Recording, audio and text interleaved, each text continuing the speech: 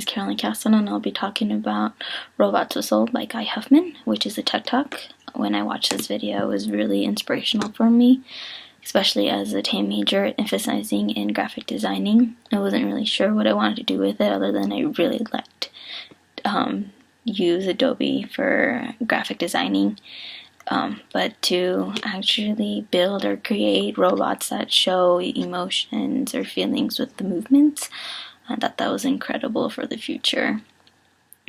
It would practically be creating like a Wally or Jarvis.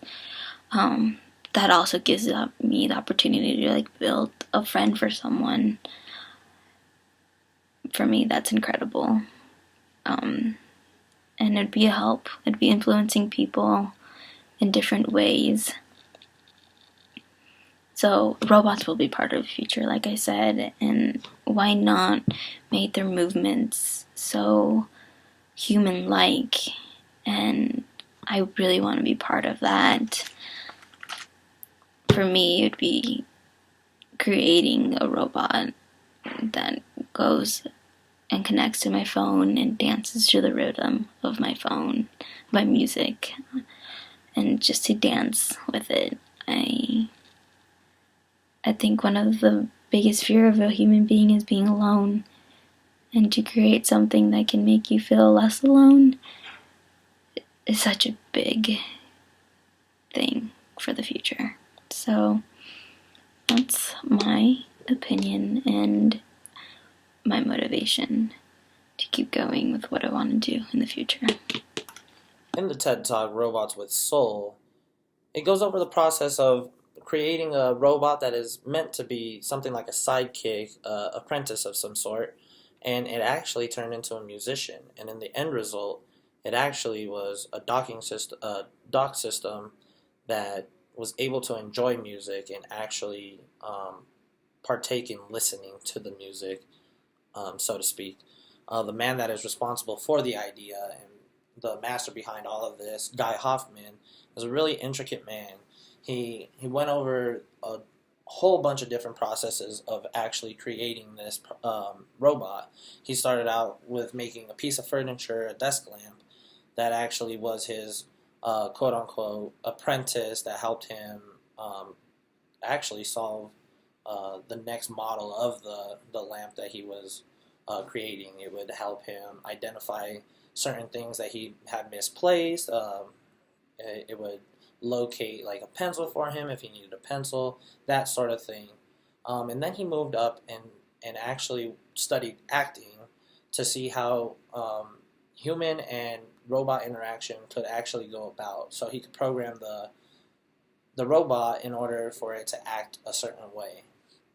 Going on with this robot apprentice, he actually did two studies to where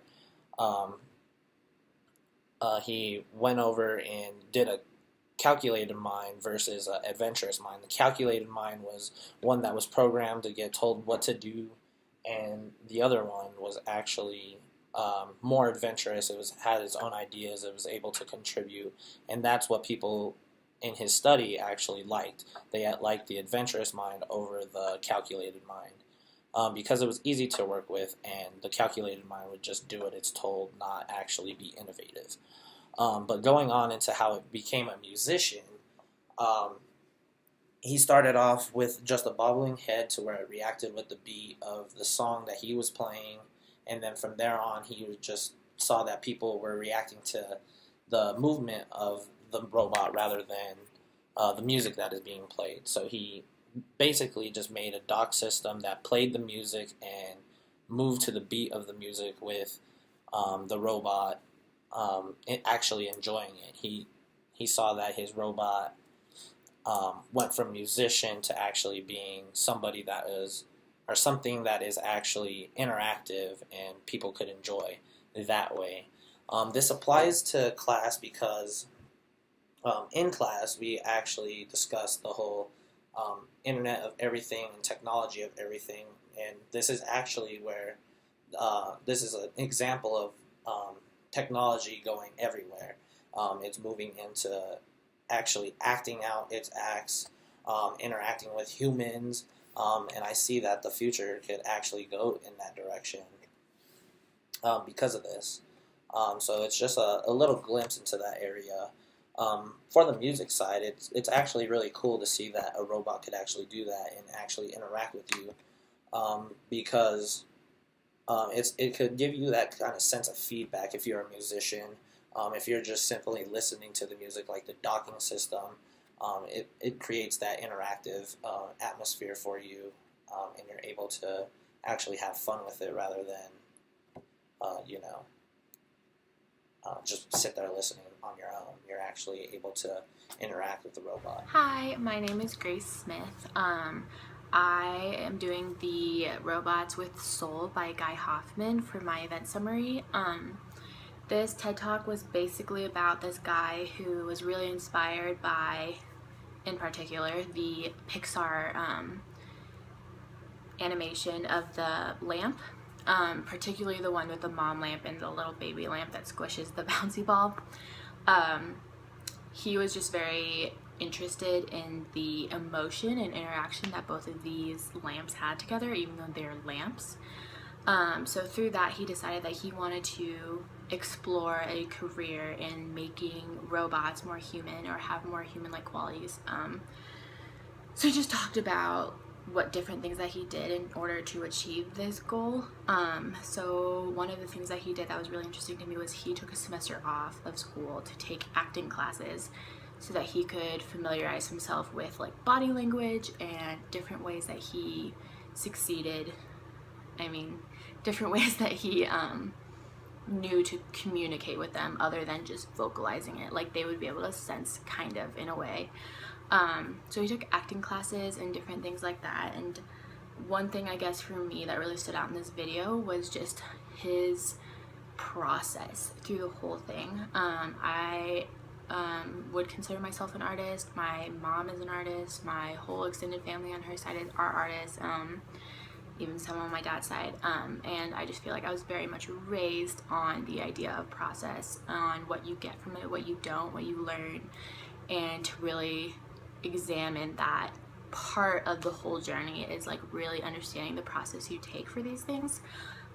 So just things that he did, like taking acting classes, or just the different goals he had throughout the whole thing. So at first he had a lamp that would like point to when he lost things or whatever, would like move with him if he was like changing areas on his desk.